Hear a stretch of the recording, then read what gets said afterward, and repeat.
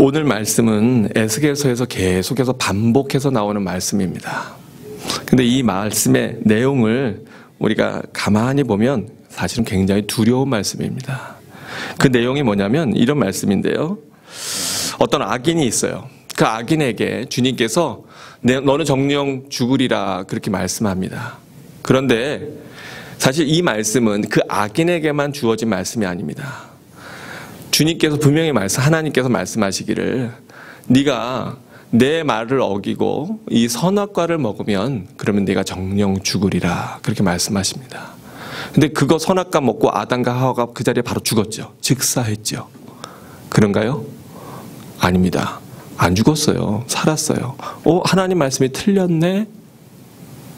근데 결과적으로 보면 죽었습니까? 안 죽었습니까? 죽었어요. 아담과 하와 말고 모든 인류가 다 죽습니다. 왜냐하면 죄로 말미암아. 그 죄가 뭐예요?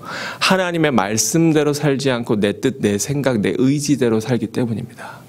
하나님 계심에도 불구하고 하나님 계시지 않다고 굳건히 믿고 그리고 자기의 뜻대로 살기 때문에 결국 하나님 나라에 우리는 이룰 수가 없습니다. 왜냐하면 아버지 나라는 그의 자녀들이 사는 곳인데 우리는 그의 자녀들이 되지 못하기 때문입니다. 우리가 사실 악인입니다. 우리가 죄인입니다. 모든 인류가 똑같습니다. 그런데 성경은 뭐라 그러냐면 악인에게 말하기를 너는 꼭 죽으리라 할 때에 내가 깨우치지 아니하거나 말로 악인에게 일러서 그가 그의 악한 길에서 떠나 생명을 구원하게 하지 아니하면. 근데 여기서 너는 누구일까요? 이 본문 말씀대로 하면 이 말씀을 받고 있는 누구입니까? 애자로 시작하고 겔자로 끝나는 사람인데 답을 다 드려서 에스겔입니다. 그 사람이 너에게 있는데 그 사람이 잘못된 길로 가고 있는데 하나님 모르는 길로 가고 있는데 사망의 길로 가고 있는데 그 사람을 보면서도 네가 그 사람에게 전하지 아니하면 그래서 그 사람이 결국 그 사망의 음침한 골짜기로 들어가게 되면 두려운 말씀 들으시기 바랍니다. 그 악인은 그의 죄악 중에서 죽으려니와. 그 악인이 어떻게 된대요? 죽어요. 근데 어디 가운데서 죽어요? 자기의 죄악 중에서 죽어요. 근데 더 심각한 문제가 있어요. 뭐냐면 그런데 내가 그의 피 값을 이거 에코 줄여주셔야 돼요. 아니 거기가 아니라 FX를 그의 피 값을 어디에서 찾는다고요? 너의 어디에서? 아니 그 사람은 자기 죄 때문에 죽었는데 왜 그 사람의 피값을 내 손에서 찾는데요? 왜 그래요? 내가 뭐 안 하면? 전하지 않으면. 만약에 여러분 우리가 하나님 앞에 섰어요. 어떤 사람은 하나님 나라가 있는 것을 믿기도 하고 어떤 사람은 안 믿기도 합니다. 근데 문제는 뭐냐면 우리가 믿든지 안 믿든지 진리라면 그것은 도래합니다. 뱃속에서 아이들이 서로 싸워요. 다음 세상이 있다 없다. 자기들이 아무리 치고받고 싸웠어도요. 걔네들이 10달 되면 밖에 세상이 있습니까? 없습니까? 있어요. 자기들이 상상도 못했던, 생각지도 못했던, 꿈도 꿔보지 못했던 엄마 아빠와 밝은 세상이 기다리고 있습니다. 우리가 아무리 이 땅에서 하나님이 있네 없네 악유하고 뭐 이렇게 저렇게 과학적으로 증명해버리고 하나님 무신론을 증명하고 여러 가지 난리를 치고 해도 만약에 죽음 이후에 하나님 나라가 있다면 그리고 그분 앞에 선다면 우리는 어떤 모습이 될까? 근데 그때 주님께서 우리에게 이렇게 물으신다는 거예요. 너 예수 잘 믿고 왔니? 그래, 너 잘했어. 그런데 내가 너에게 맡긴 그 영혼은 지금 어디 있니? 너의 부모님은 지금 어디 있니? 너의 남편은, 너의 아내는 지금 어디 있느냐? 내가 너에게 맡겨준 너의 자녀들은 지금 어디 있느냐? 내가 너를 그 사람들과 가족이 되게 한 것은 바로 그 사람들에게 선교사로 보낸 것인데 그 사람들에게 복음을 증거하고 전하라고 그 관계를 맺어주신 것인데 네가 거기에서 사람들을 고용하고 그 사람들을 너가 함께 일했던 것은 그 사람들에게 복음을 증거하고 전하라고 내가 거기에 사명자로 거기에 세운 것인데 너에게 맡긴 그 영혼들은 지금 어디에 있느냐? 내가 그 피 핏값을 네 손에서 찾으리라. 이게 에스겔에만 해당되는 말씀일까요?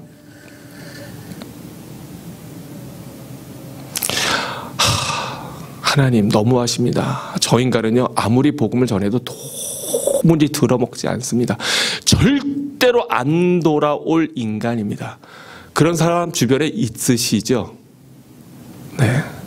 조지 밀러 목사님도 있었습니다. 평생을 위해서, 그 친구를 위해서 기도했는데요. 죽기 전까지 돌아왔을까요? 안 돌아왔을까요? 안 돌아왔어요. 죽었습니다. 조지 밀러 목사님이 돌아가셨어요. 돌아왔을까요? 안 돌아왔을까요? 안 돌아왔어요. 나중에 조지 밀러 목사님의 기도 일기장이 발견됩니다. 우리가 흔히 5만 번의 기도가 응답됐다는데 그 5만 번 기도가 응답됐는지 안 됐는지 어떻게 알아요? 어떻게 하냐면 그분이 일기를 쓰셨는데요. 그 기도 일기장에 응답받은 것마다 응답받았음 썼습니다. 그 평생에 그거 숫자 세보니까 그게 5만 번이 넘더라는 거예요. 기도 응답이. 문제는 우리는 기도도 하지 않기 때문에 응답받을 것도 없다는 자유함을 우리 갖고 있지만, 네. 어떤 사람은 5만 번 이상의 응답을 받고 사는 사람도 있고, 어떤 사람은 그것이 우연히 어떻게 됐겠지, 그냥 어쩌다 된 거지, 무슨 뭐 거기다 하나님을 끌어다 갖다 붙여 라는 생각으로 살아가는 사람도 있습니다. 그런데 그 일기장에 자기를 위해서 눈물을 흘려 평생을 기도했던 그걸 보고 돌아가신 이후에 그 영혼이 구원을 받습니다. 우리는 모릅니다. 오늘 말씀이 뭐라고 그러냐면 19절에 이렇게 말씀합니다. 우리 같이 읽어볼까요? 시작.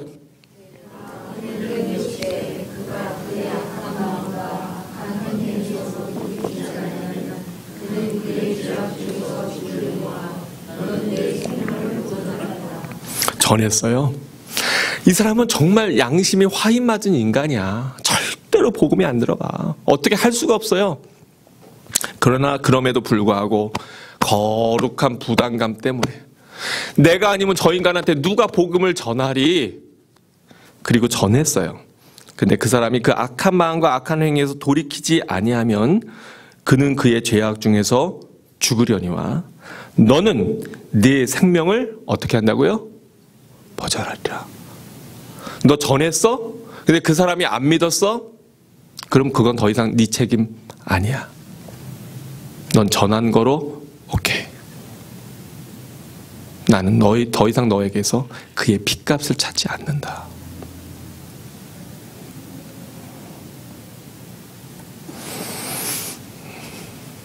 아마 사람들이 저보고 네, 오지랖도 넓다 그럴 거예요. 왜냐면 저는 사람들 만나면 틈을 봅니다. 야, 이 사람에게 어떻게 하면 복음을 전할 수 있을까? 막 그것 때문에 안달이 나요. 그러다 보니까 때로는 지나칠 때도 분명히 있습니다. 있어요. 네. 저희 가운데 그거 좀 지나쳐서 결혼까지 한 사람도 있습니다. 나중에 본인들이 간증할지 어떨지 모르지만 그 영혼이 밟혀가지고 한국에 갔다가 비행기 타고 다시 미국까지 와가지고 당신 예수 믿어야 된다고. 네. 그렇게 전했다가 결혼까지 한 사람이 저희 교회도 있다고 하는 소문을 제가 들은 적이 있어요. 네. 그런데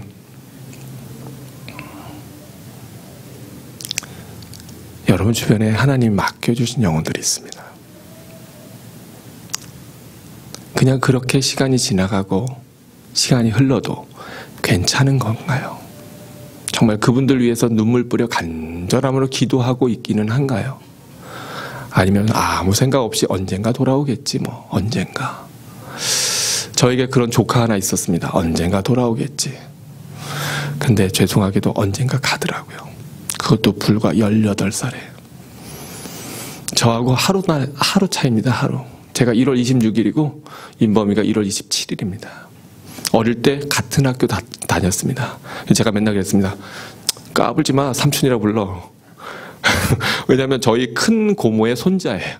아니 큰 이모의 저희 큰 이모가 저희 어머니는 형제가 많으시거든요. 큰 이모의 손자인데 같은 아파트 같은 학교 다녔습니다. 같은 반일 때도 있었습니다. 이 녀석이 반말하는 거예요. 삼촌한테. 아저씨죠. 까불지 마 조카가. 제가 다니던 교회도 같이 어릴 때 다녔습니다. 중학교 때까지 다녔습니다. 고등학교 때 안 오더라고요. 기회가 있겠지. 언젠가 기회가 있겠지. 인범이가 대학을 가다가 대학을 떨어졌어요. 그래서 군대 가기 전에 아르바이트 한다고 간척사업 하는 데 갔습니다. 원래 걔는 그 역할도 아니었는데 그 간척사업 흙메우러 들어가는 차에 그거 숫자 세는 일을 했어요. 그러다 거기 아저씨가 얘를 이쁘게 보셔서 야, 너 차 타고 바닷가 한번 나갈래? 그래서 그 트럭을 탔습니다. 트럭 타고 그 트럭이 뒤로 돌아서 흙을 바다에 메우다가 거기가 무너져서요. 시체도 못 찾았습니다. 저희 이모가 꺼이꺼이 우는데 어릴 때부터 같이 컸고 같이 지냈습니다. 교회도 같이 다녔었습니다.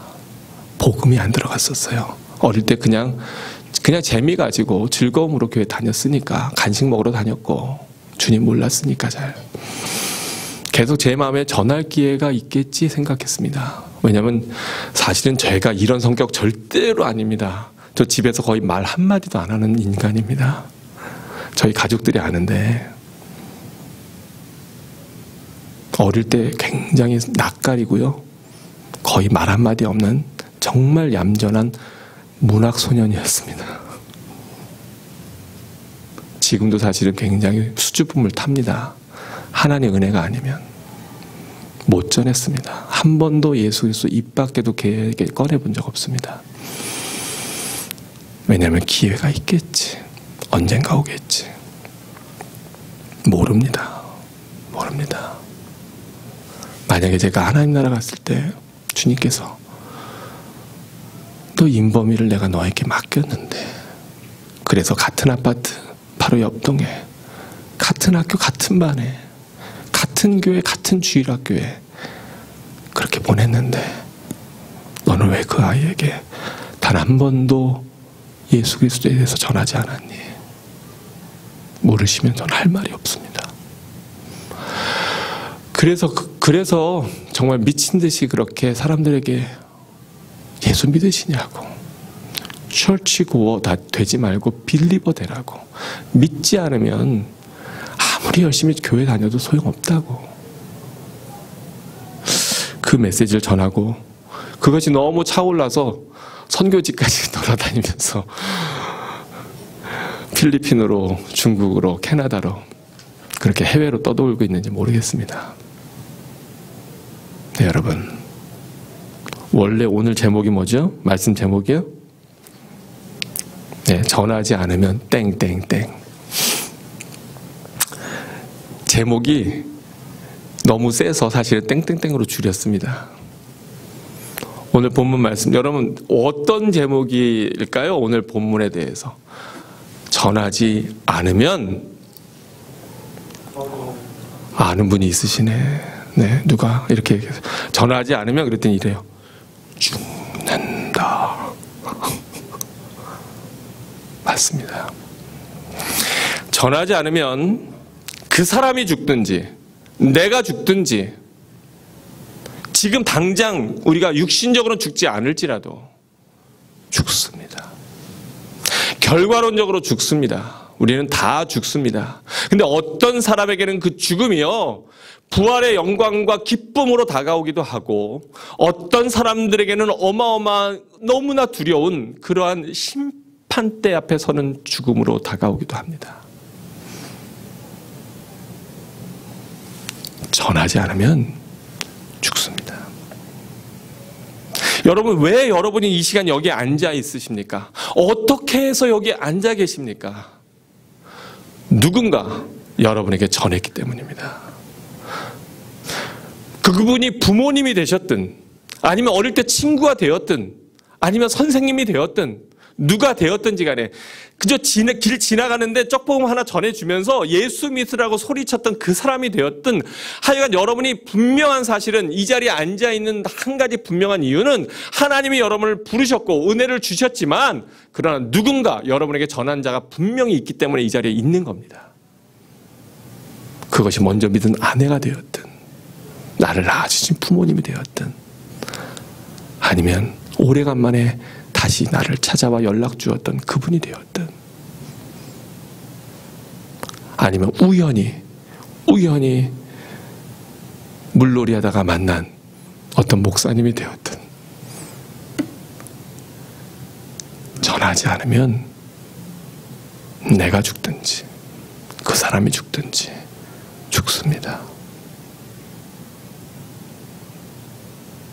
우리는 그런 은혜를 받아서 이 자리에 앉아 있는데, 우리는 그 하나님의 은혜를 감격하며 찬양하며 예배드리고 있는데,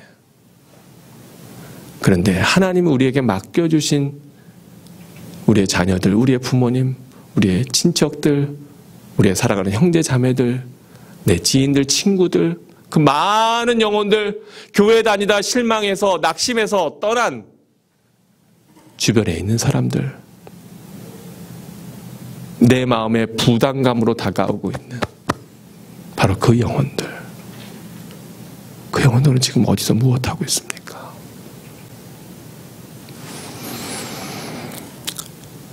마태복음 18장 14절에 보면 우리 주님은 이렇게 말씀하십니다. 이와 같이 이 작은 자 중에 하나라도 잃는 것은 하늘에 계신 너희 아버지의 뜻이 아니니라. 우리 다시 한번 읽어볼까요? 함께 읽습니다. 시작. 이와 같이 이 작은 자 중에 하나라도 잃는 것은 하늘에 계신 너희 아버지의 뜻이 아니니라. 이 작은 자 중에 어린아이 같은 너무나 작은 자, 무언가 장애가 있어서 제대로 사고하지 못하고 생각하지 못하는 그런 작은 자, 신체가 잘리고 장애가 있어서 온전히 주님 앞에 나와 예배드리지도 못하는 그 작은 자라도 하나라도 잃는 것은 하늘에 계신 너희 아버지의 뜻이 아니다. 이 땅에 죄 가운데 사는 우리들이 너무 안타까워서 하나밖에 없는 독생자 아들 예수 그리스도를 대속물로, 희생제물로, 속죄양으로 이 땅에 보내셔서 처참하게 매맞고 찢기며 십자가에 매달려 죽기까지 우리를 사랑하신 그 하나님께서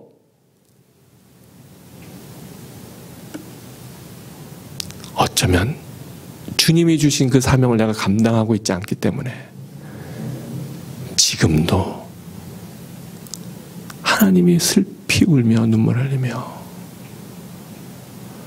지극히 작은 자 한 자라도 잃는 것은 나의 뜻이 아니란다. 내가 너를 이 땅에 남겨둔 것은 바로 너에게 맡겨준 그 영혼들을 나에게로 인도하라고. 내가 너에게 생명 주고 오늘도 은혜 주는 것이다. 바로 그 이유로 내가 너를 부른 것이다 라고 주님이 우리에게 말씀하실지 모릅니다.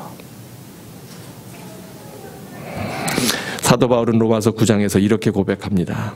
나의 형제 곧 고륙의 친척을 위하여 내 자신이 저주를 받아 그리스도에게서 끊어질지라도 원하는 바로라. 무슨 얘기입니까? 내가 죽더라도 오히려 내가 모든 것이 내 자신이 저주를 받아 그리스도에게 끊어질지라도 내가 원하는 것이 있는데, 그것은 뭐냐면 나의 형제들, 저 이스라엘 백성들, 이스라엘 민족들이 하나님 앞에 돌아오는 거다. 나 그거 위해서라면 내가 내 저주를 받는 자 되어서 나는 하나님 나라 못 가고 저 지옥 형벌의 영영이 떨어진다 할지라도 난 그걸 바란다. 그래서 사도 바울은 미친 듯이 광야를 걷고 매를 맞고 굶주리며 파산당하며 결국 목이 잘려 생명을 잃으면서도 그 복음 전하기 위하여 자기 인생을 온전히 주님께 드렸습니다. 우리는요, 나는 지금 뭐 하고 있는가? 이렇게 살면 괜찮은 건가? 전하지 않으면 죽습니다.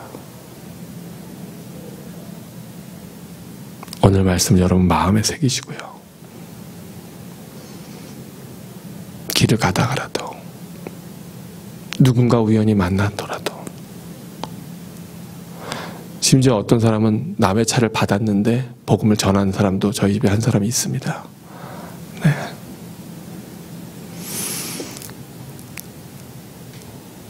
하나님이 가장 기뻐하시는 것, 예수 그리스도의 마지막 유언, 가서 제자 삼아라.